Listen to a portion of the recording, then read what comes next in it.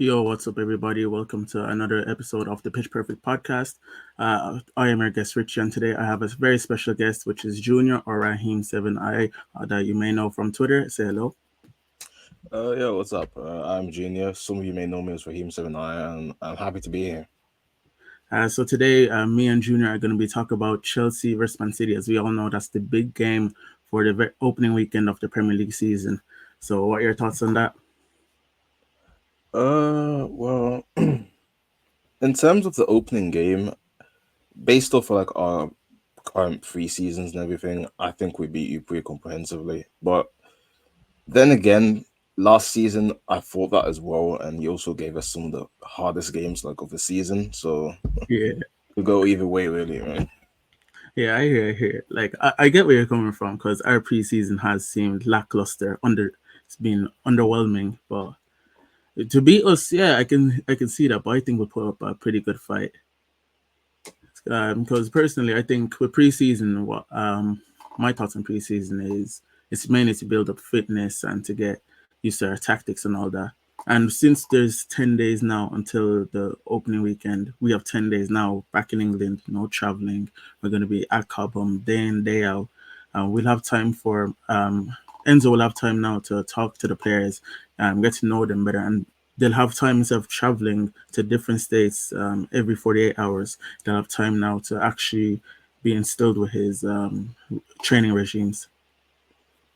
Yeah, pretty much. I've got the same thought process on preseason. It's pretty much just they might as well be glorified training matches, honestly.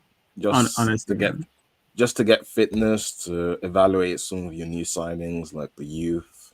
So like results don't really matter. It's about how you play and the philosophies you carry going forward. Yeah, that's exactly it, man. Like I, especially because we're both on Twitter. We're very active on Twitter. We know everyone overreacts to every little Oh, thing. 100%. Like Twitter takes things way too seriously. Like it's just preseason, honestly. Like so, I want your thoughts on. Give me your thoughts on Man City's preseason.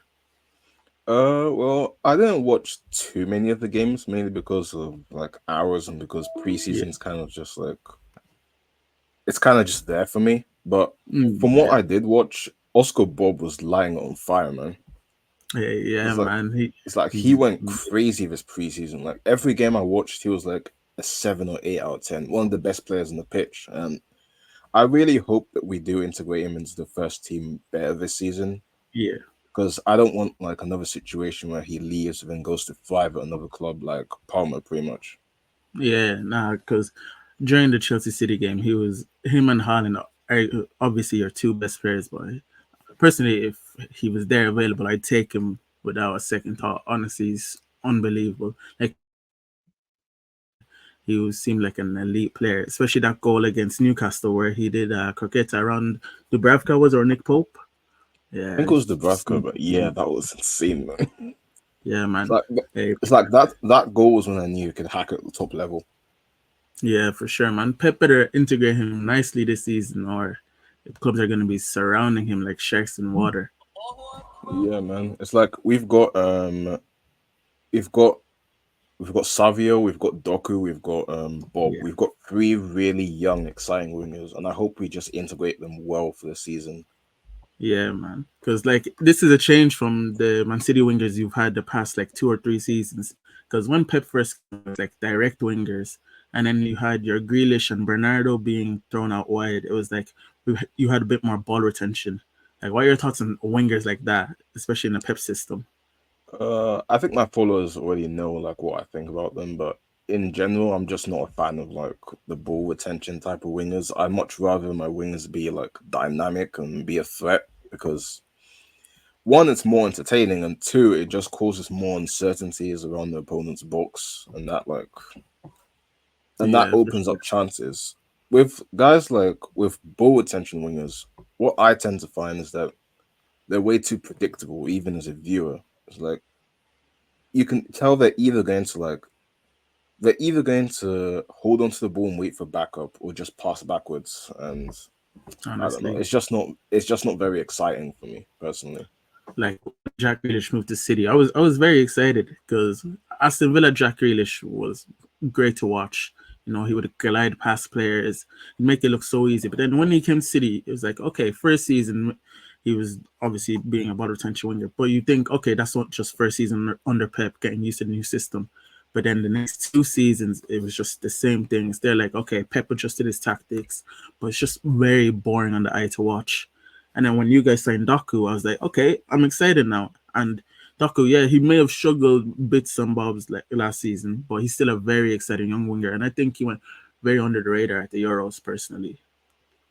Yeah, Doku of the year was really good. I think it was one of Belgium's better players. Him, Onana, and KDB were like the only players that didn't disgust me on a personal level during that like Euros. Yeah, for sure, man. Hey, City players during the Euros didn't turn up. I'll be real with you. I mean, I think Diaz did show up. To be fair, he was pretty good. I'd say Yeah, Akanji was Switzerland's like best defender. yeah, I can agree with that. But then you have your main man, Phil Foden. I'm a big Foden fan, but he didn't show up, man. It is what it is. Like, like we all know, everyone in the group chat talks about Phil Foden to you. We all know there's that Saka Foden debate. Now Palmer getting thrown in, man. And Foden didn't Uh, do himself any justice, man.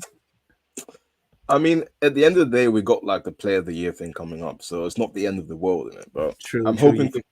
It's like I'm hoping for the next big tournament where like he really imposes himself and shows like what he's capable of for country. Yeah, 2 years. He better pattern up because you've had the 2020 Euros, you've had the 2022 World Cup, and you've had this Euros now where he's done niche, done nothing. Like he's not the guy for the big stage. Nah, man, saying he's not the guy for the big stage is like kind of an exaggeration, but that's a whole other topic. Hey, bro, my star boy scored in the Euros final. Like, don't chat to me, man. So what are your thoughts on Chelsea's risky business? Like, especially transfer window on the pitch, managerial changes.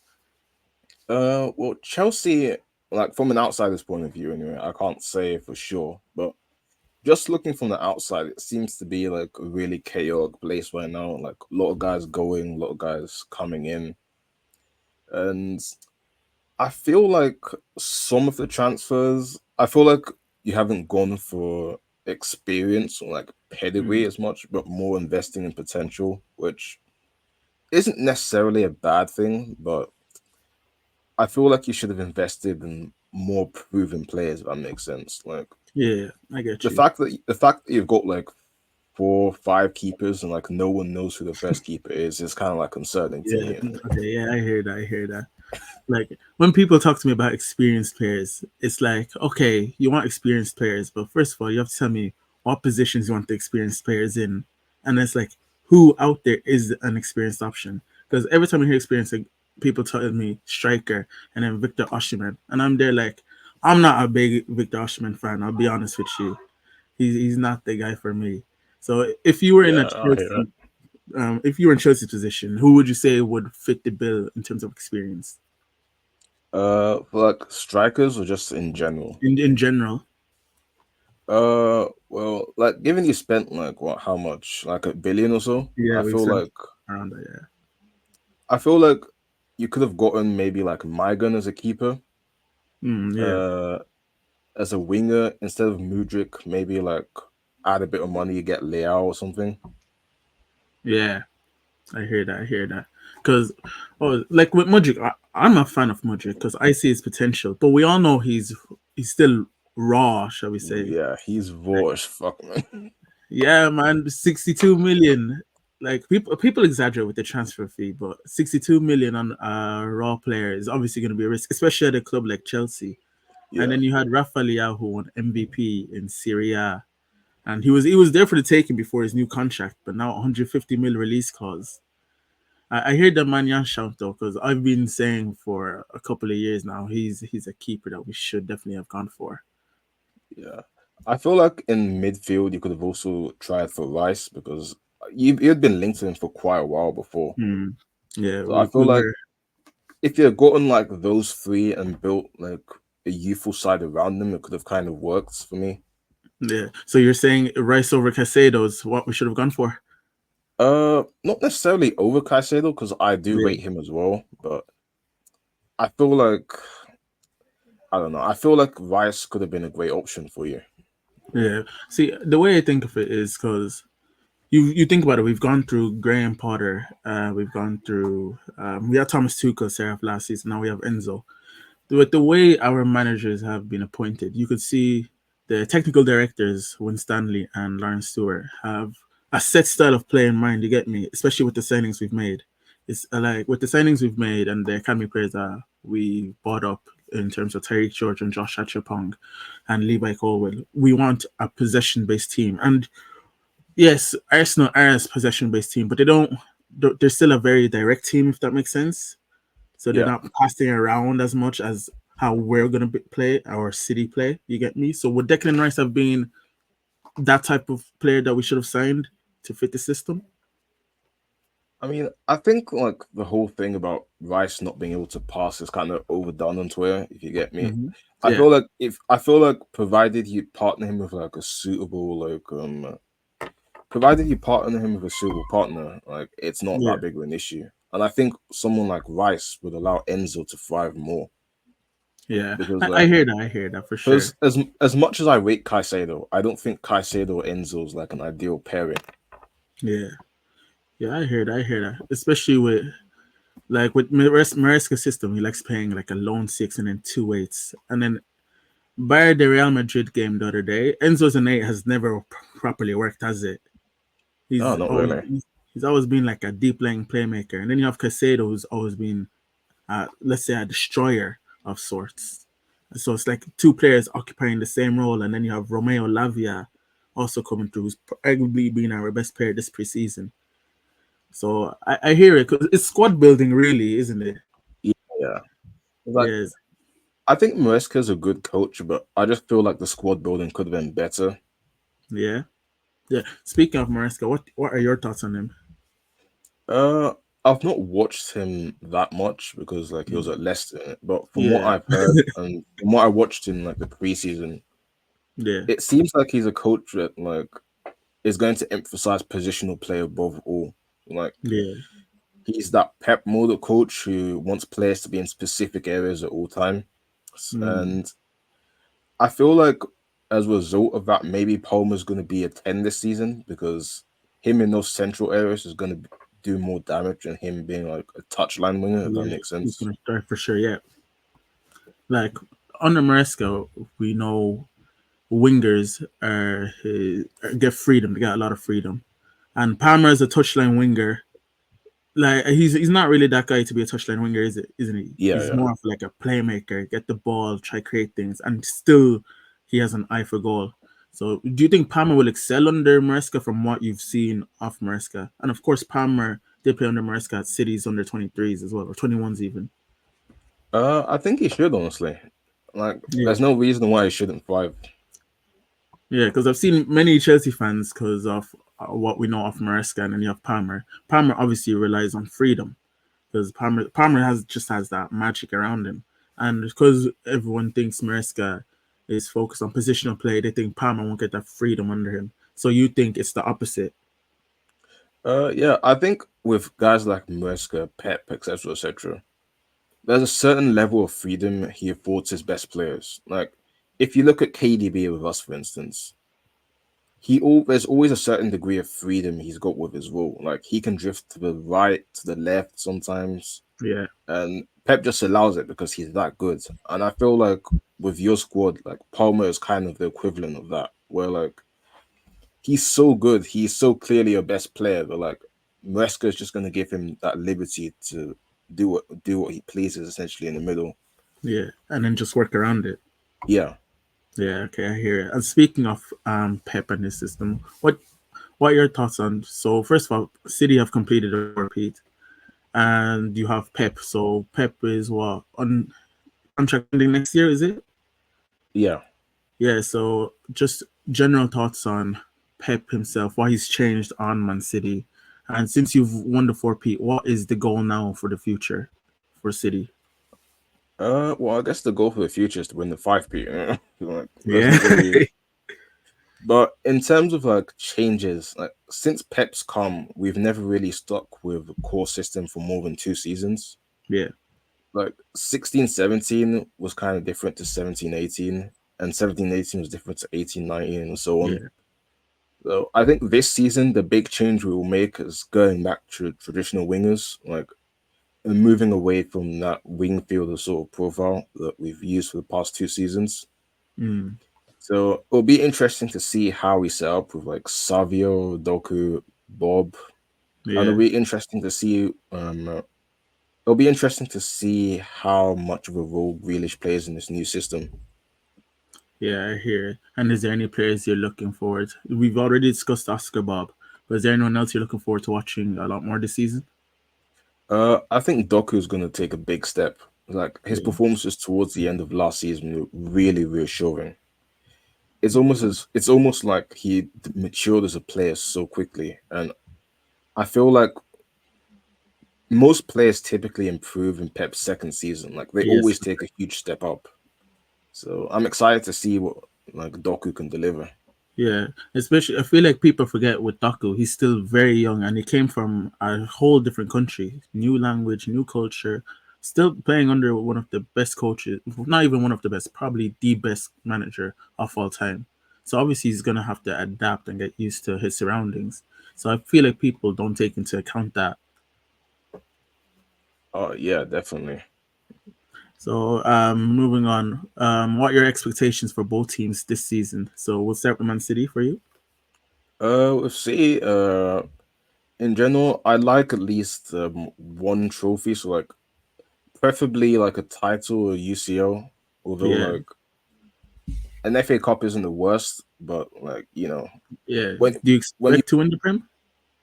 yeah, I like to win the Prem, but Yeah, it's like I wouldn't like an FA Cup alone or a Carabao Cup alone. yeah, It's like when you get to a certain degree of success, it's like those trophies just don't really matter like that, man. yeah. I get you. I've been in that position before. Yeah. Because when I look at it, I'm there like Arsenal have pushed you guys so both seasons that they have been at the top, and I'm there like, is this the season that they're gonna challenge you, like overtake you properly? Do you think they'll manage it? I think Arsenal have gotten like stronger than ever before. Like they've got Calafiori, they've got Wanyeri, and they've got all these young talents coming through. And most of all, they've got the hunger, and that's the one thing I'm kind of concerned about this season. Yeah, That after like 4 successive prems, like do our players have the hunger to compete with Arsenal, who are still chasing the first? yeah. I It's like, hear, I and it's hear. like I know that the players are serial winners and everything, and a lot of them are probably sore losers, so they wouldn't Yeah, want to lose. But Arsenal are just like Arsenal look really determined to win, so it's going to be a close race. yeah. Like we have a Premier League prediction video coming soon, and I'm still deciding on my top two. I'll be real, and it's obviously Arsenal and City, but because how close it is these past 2 seasons, it's really a toss up, isn't it? Yeah. Like we know Mikel Arteta does not like losing. He's shown how passionate he is on the sidelines. He does very different stuff to your manager. Like even today, I don't know if you've seen the article where he got pickpocketers to pickpocket his players, so they make sure they're Oh aware of yeah. at all times. Like he's a very different coach, but he's proven he's one of the best coaches in the world. So this title race this season is gonna be another close one. It's gonna go down to the wire, but should be very exciting. And then, what are your expectations on Chelsea from an outside perspective? Well, for Chelsea, given how you ended the last season, you're one of the better teams in the league. I think you were like top 3 or something if we're basing it off the second half of the season alone. So Yeah, I believe with Chelsea, you guys should be pushing for top 4 realistically, but I don't want to like put that expectation on Maresca because yeah, I don't know how he's going to react to all these new signings and all the changes within the club. yeah, yeah. I hear. Because personally, from a Chelsea standpoint, I've been saying Conference League is a must win. Like if we don't win the Conference League, then arguably the biggest embarrassment in the club's history. Oh, Like, 100%. and we were a club that was sold for £1 in the 80s. Like, you got to think about that, man. So Conference League is a must. Nah, And Conference League. I've not even. I said in It's, my it's Chelsea like I've video not even considered the that possibility that we you're should be losing getting top Conference for League. sure. Literally, like we have to win it. Like there's no other expectation. It's a must win. Yeah, There's man. no It's like struggling to it. We just have to make it comfortable and easy as possible. yeah, And man. then It's like you're playing the likes of Pio Concours, man. Like, you should really be winning it. exactly, man. Like, bro, we're playing Mike's flipping cousins, bro. Like, flipping hell, man. We have to win. And then I was saying our domestic cup would be nice as well. Just get trophies under this new squad, this new core, and the top four get us back in the Champions League. So those were my expectations from a Chelsea standpoint. So last but not least, what are your score predictions for the game, and who do you think are going to be the key players for both sides during this game? I think it's gonna be either like a 3-2 or 3-1 to us. And in terms of players that stand out, like Palmer, Foden, KDB are like the obvious choices. Yeah, I think Rodri is pretty guaranteed to put like an 8 out of 10 or so. And I think this is going to be a surprise pick, yeah, but I think Lavia will surprise people. yeah. So do you reckon the finalists are gonna start for both sides, like your Palmer, Uh, your Fodens, your Rodris? yeah, I do believe so because it's going to be it's a big game at the end of the day. So I think a lot of the big players are Yeah, going to start. yeah, for sure. I agree with your Lavia point. Lavia, in my opinion, has been our best player this preseason alongside Nkunku. He for sure he's shown he's gonna feel like a new signing. He's only played one out for football in the past year, and this preseason he's shown the talent he has. And I think he has a point to prove, and he's going to be amazing. As for score prediction, I do hear your City score, but as a Chelsea fan, I have to stay positive. I got to be deluded, haven't I? Yeah, I But hear it, man. I don't think I don't think defensively we're gonna be strong because as we've seen this preseason, we've been very very underwhelming defensively. But I got to stay confident. Got to stay positive. I'm gonna go 3-2 Chelsea.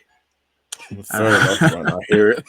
Hey, I gotta be deluded, man. You know what I mean? Like, you gotta back Well, my boys, especially part of start of the being season. part of being a football fan is Like, delusion, man. Like you got to dream big. exactly, man. That's what makes this game so fun, man. But yeah, 3-2 Chelsea. I feel like Nkunku is gonna turn up big. He has a prove as well, considering all his injuries last season. He's gonna turn for sure. I think Reece James, not, from a defensive standpoint, will have a big game. Oh no, shit, he's suspended even. I even forgot he's suspended. Bro, okay, so who's it? We have Gusto. So it'll be Kukurea is probably gonna start then. So Gusto will have a job in his hand. But we've seen in the 4-4 last season that he had a stellar game. He kept Doku quiet for the majority of the game. So I think Gusto will have a point to prove. He'll show what he's capable of. And then obviously Cole Palmer. He's just that guy in it. Yeah, Like man. he's the coldest around. He's the Man coldest said guy Cole around, man. Palmer. Yeah, man, he's the coldest guy around. That's my guy. Nah, but for real, I enjoyed having you here, bro. It was a pleasure having you. Um, it- Likewise, it was a pleasure being here. yeah, man. Hey, guys, make sure you follow Junior on Twitter so you follow his tweets, man. And until then, it was great seeing you. Enjoy. Peace.